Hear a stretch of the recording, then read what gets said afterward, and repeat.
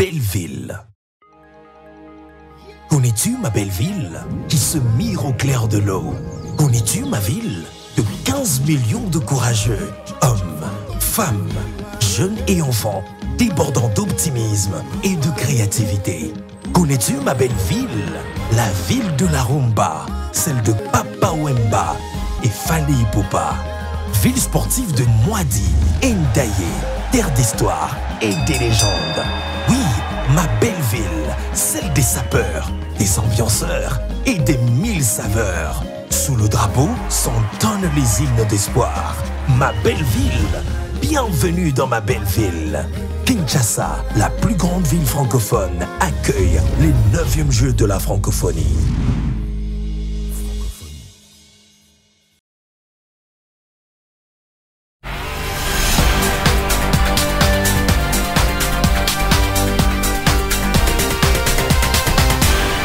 Nouvelle session d'information sur A30 Télévision. Mesdames et messieurs, merci de nous rejoindre. Les titres. L'heure de jeu de la francophonie a officiellement sonné ce mercredi. Le go a été donné par l'administratrice de l'Organisation internationale de la francophonie au cours d'une conférence de presse conjointe animée avec le porte-parole du gouvernement et le directeur du comité national de ce jeu.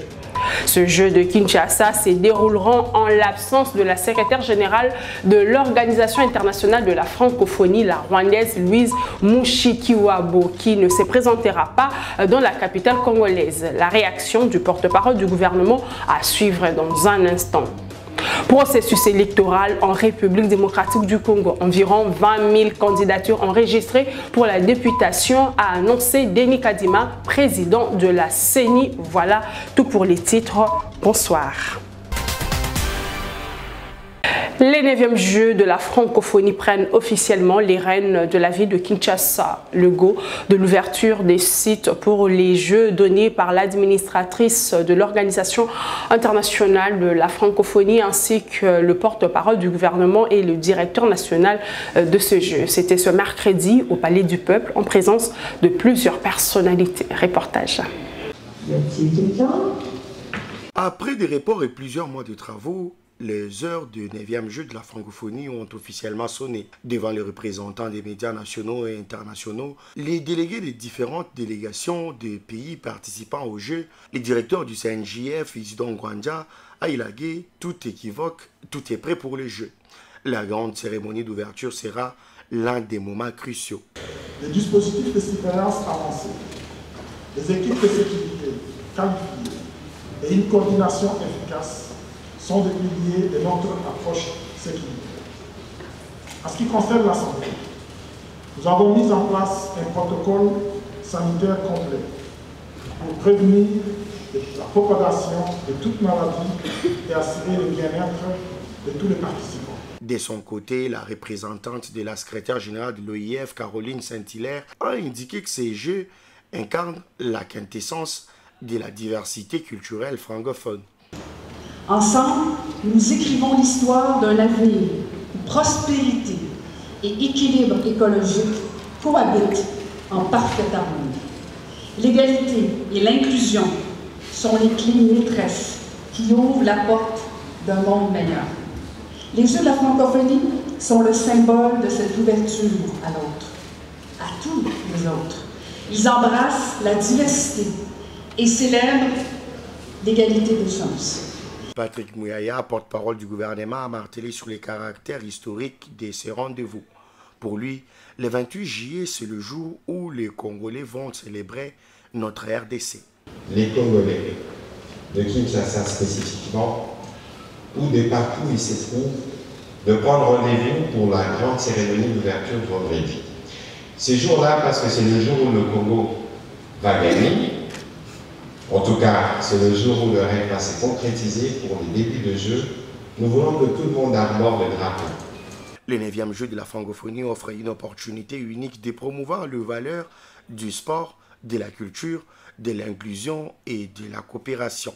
La cérémonie d'ouverture est prévue le 28 juillet prochain au stade de Martyrs.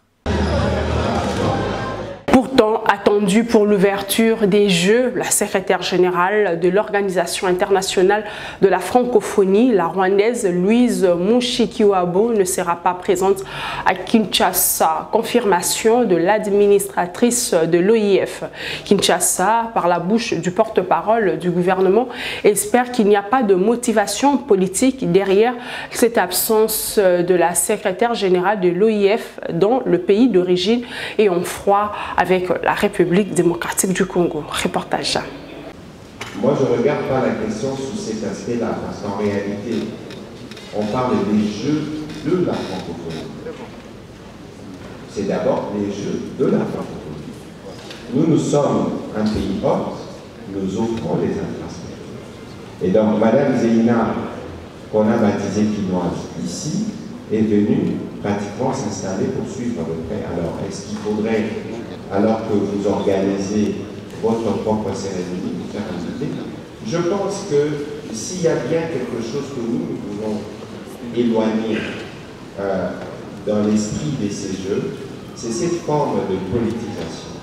Et donc, si dans les chefs de Madame la secrétaire générale, il y a des motivations de cet ordre qui l'empêchent de venir finalement remplir sa part de responsabilité. Moi, je suis heureux de partager le podium avec Madame Caroline Saint-Hilaire. C'est à lui qu'il faudra poser la question. Mais nous, on considère que suivant les règles diplomatiques en la matière, les choses ont été faites pour qu'elles soient accueillies et comme on accueille les gens à Kinshasa. Pour le reste, et ce qui est le plus important, c'est la cérémonie d'ouverture, mais c'est aussi les compétitions. Je pense que, qu'elle soit à Kinshasa ou à Paris, ce sera à son actif. À la place des évolués, repli des prédilections des artistes peintres et sculpteurs de la République démocratique du Congo. Tout vibre déjà dans l'ambiance des 9e Jeux de la francophonie. Dans ce cadre, comme pour se mêler du rythme de ce rendez-vous de l'univers culturel et sportif francophone, certains de ces créateurs d'œuvres d'esprit réunis dans une structure dénommée Antika sont à l'heure des expositions. C'est là, à 48 heures de l'ouverture de ce rendez-vous de Kinshasa. Suivez.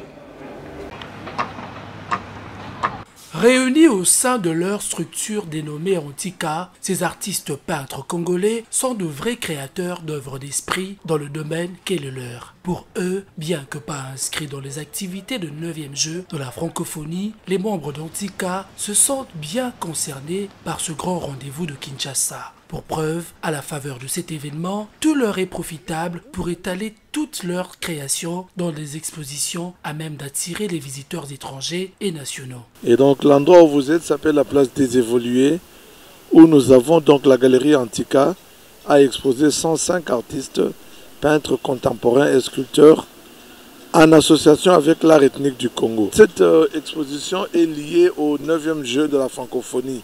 Nous avons pensé que ce sera l'occasion pour que d'abord les Congolais eux-mêmes, mais en plus tous les visiteurs qui viendront à l'occasion des Jeux de la francophonie puissent trouver un endroit où ils peuvent venir se délecter de la culture de notre riche, de la riche culture de notre beau pays, la République démocratique du Congo. Nous voudrons d'abord dire que ça c'est dans un cadre informel parce que nous n'avons pas été associés à l'organisation officielle des expos en rapport avec les Jeux de la francophonie. Donc c'est une organisation privée, une initiative personnelle qui a permis que nous puissions mettre à la portée des Congolais et de nos invités. À la place des évolués, pour ces expositions, on y voit côte à côte les artistes peintres des deux Congos. Ce site est pour eux un repère de prédilection pour écouler leurs œuvres. À les entendre parler, tout se vend comme des petits bonbons. Bon, le fait de venir exposer les œuvres d'art ici à la place des évolués, ça m'a permis vraiment d'être visible devant le monde, les publics quinois, devant même les autorités qui viennent d'ailleurs, même à l'extérieur du pays. Depuis que j'ai commencé à exposer, c'était déjà depuis le 9 de ces mois. Jusqu'à aujourd'hui, vraiment, j'ai réussi à vendre quelques tableaux. Et il y a des gens qui passent toujours ici et ils nous soutiennent très bien. Bien que loin des sites retenus pour le 9e Jeu de la francophonie, à la place des évolués, la belle ambiance de ce rendez-vous va se vivre durant toute la durée de cette fête de Kinshasa, comme le voudraient les membres d'Antika. Direction la province du Sud Kivu, où le ministre des Infrastructures a lancé le travaux de construction de la route nationale numéro 5 dans l'axe Bukavu-Kamanyola.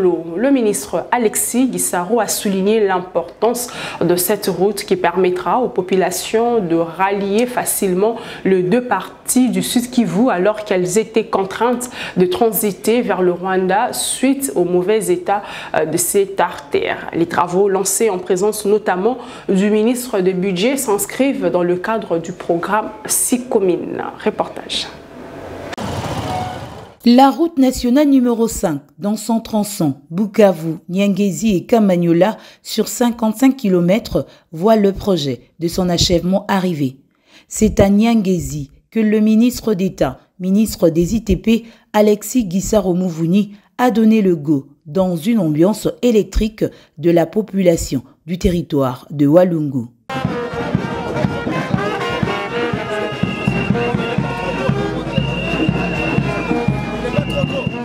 C'est un lancement historique de ces travaux qui résume la volonté du chef de l'État à relier les territoires de Kabaré, Walungu, Uvira aux provinceurs du Sud Kivu, notamment le Maniema et le Katanga, a souligné l'administrateur du territoire. Il est inconcevable de passer par la maison du voisin pour arriver chez soi. La route nationale numéro 5, dans ce tronçon, reste la route de la souveraineté, comme l'a si bien souligné le directeur général de l'ACGT, qui est aussi revenu sur l'importance de cette voie qui permettra, entre autres, le ravitaillement en marchandises dans la région du Kivu et le commerce régional avec le pays de l'EAC.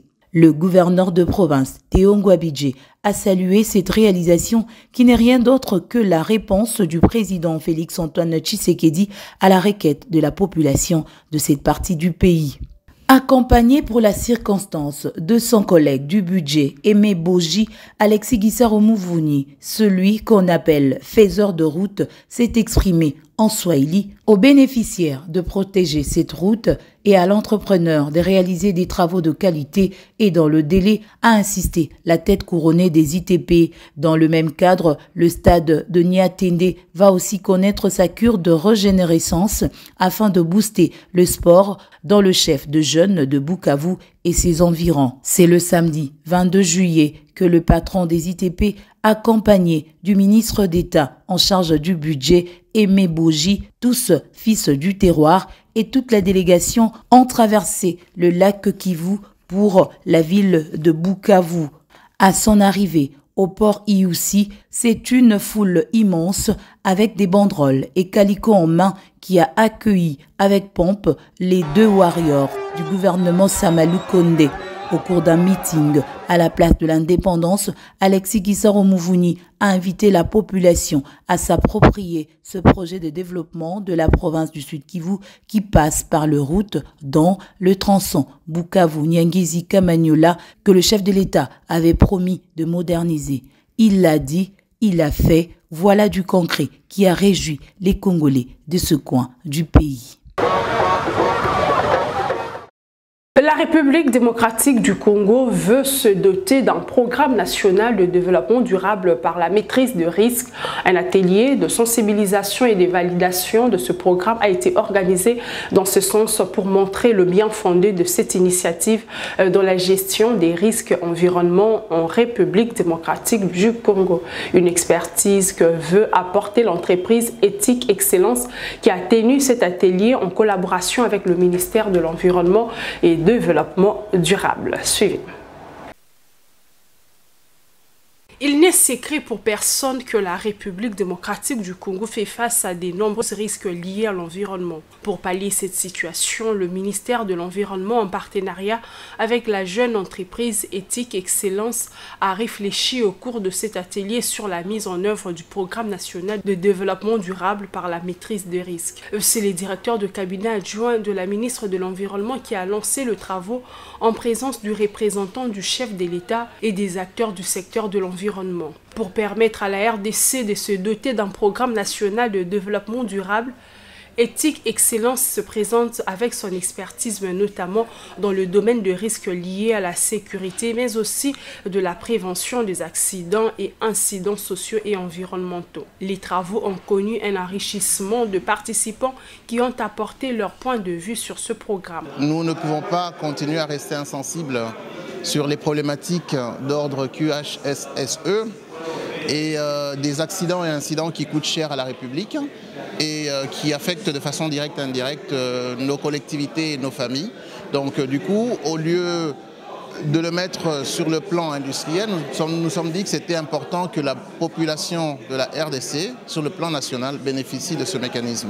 Ce mécanisme, il va aider les entreprises, les différents secteurs, et il va aussi intervenir dans les collectivités pour, bien sûr, réduire les risques des accidents et incidents de différentes natures. Dans son mot de clôture, le directeur de cabinet adjoint de la ministre F. Bazaïba souhaite que les discussions abordées au cours de cet atelier se poursuivent avec d'autres souches de la population. Les débats auxquels nous avons assisté nous a permis de comprendre qu'il ne sera peut-être pas question de nous arrêter à cette assistance. Il va aussi être question de continuer les discussions avec d'autres couches sociales, notamment les milieux universitaires, la société civile, pourquoi pas associer les parlementaires à ces débats, afin d'éviter des malentendus, mais aussi partir tous dans la même direction afin d'aboutir à un développement durable.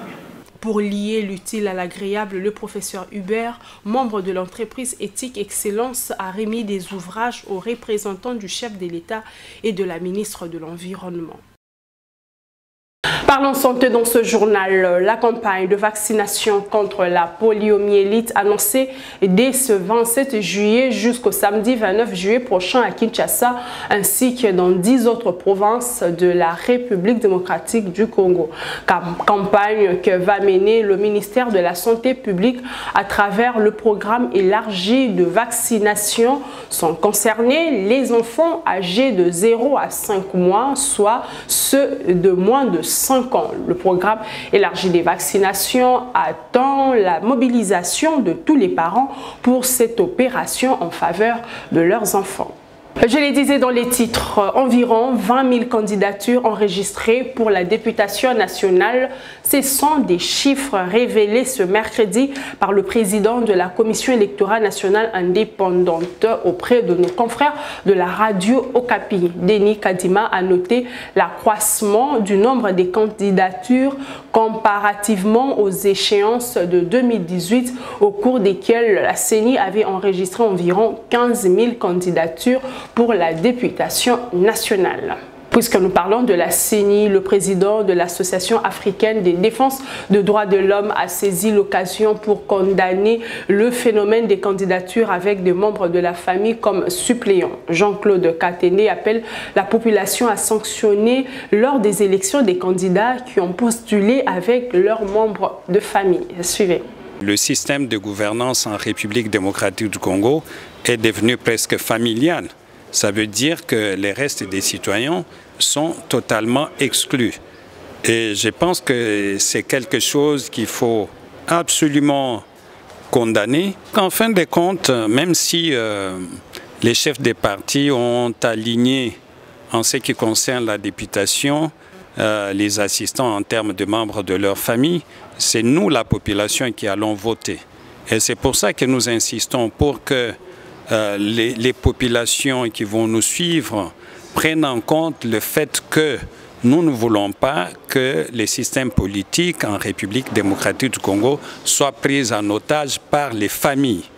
Il faut rester vigilant qu'on ne puisse pas avoir deux personnes d'une même famille élues, soit pour la députation nationale ou provinciale.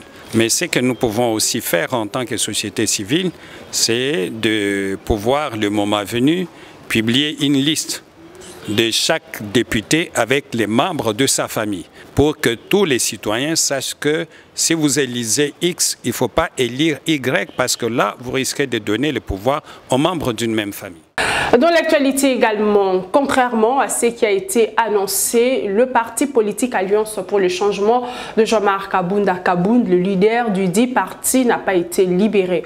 Voilà pourquoi ce parti entend mener des actions de grande envergure en guise de pression. L'annonce est de Ghislain Mouaji, le porte-parole de l'Alliance pour le changement. Pour rappel, Jean-Marc Kabound a été arrêté depuis le 9 août 2022 pour outrage au chef de l'État et aux institutions publiques ainsi que pour propagation des faux bruits. Désormais, le stage sera de mise pour les étudiants de première année des licences avec le système LMD, licence master doctorat en République démocratique du Congo. Une nouvelle numérisation intégrée dans le programme de l'enseignement supérieur et universitaire pour permettre aux étudiants de mieux maîtriser les b.a.-ba de leur domaine d'enseignement. C'est ce qu'explique également le secrétaire général académique de l'IFASIC, Arthur Yenga, ce mercredi au micro des Divines Lukombo et Rabi Lokate.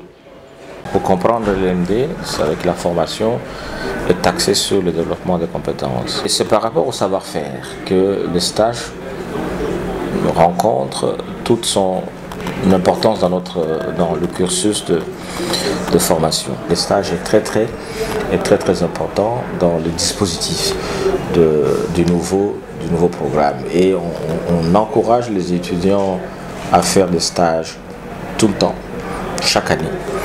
Et on les encourage à travailler. Il y en a pour lesquels le stage est une occasion de trouver un emploi. Ils sont formés comme universitaires pour aller résoudre les problèmes de la société. Et ils peuvent déjà commencer directement pendant qu'ils sont aux études, de commencer à résoudre ces problèmes, à être attentifs, d'observer ce qui se passe dans les milieux de la société, les milieux professionnels, les milieux sociaux, ainsi de suite. C'est comme ça qu'il faut comprendre ces décrets-là, pour que les gens ne se disent pas « Ah non, nous on ne prend pas de stagiaires », mais ça fait partie d'une responsabilité, d'une mission. La question de l'aide, ça c'est des questions pratiques qui se négocient avec les divers responsables. Pour nous-mêmes, on ne va pas inonder les milieux professionnels avec un groupe d'étudiants tout le temps. Donc les délais sont étudiés pour que on ait des stagiaires à telle période. Ensuite ils doivent revenir étudier. Mesdames et messieurs, c'est par ici que prend fin cette session d'information. Merci de votre fidélité à Actu 30. L'information reste en continu au www.actu30.cd.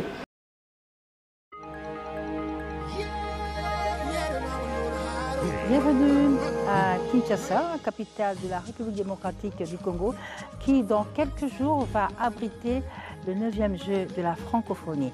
Une première pour la RDC.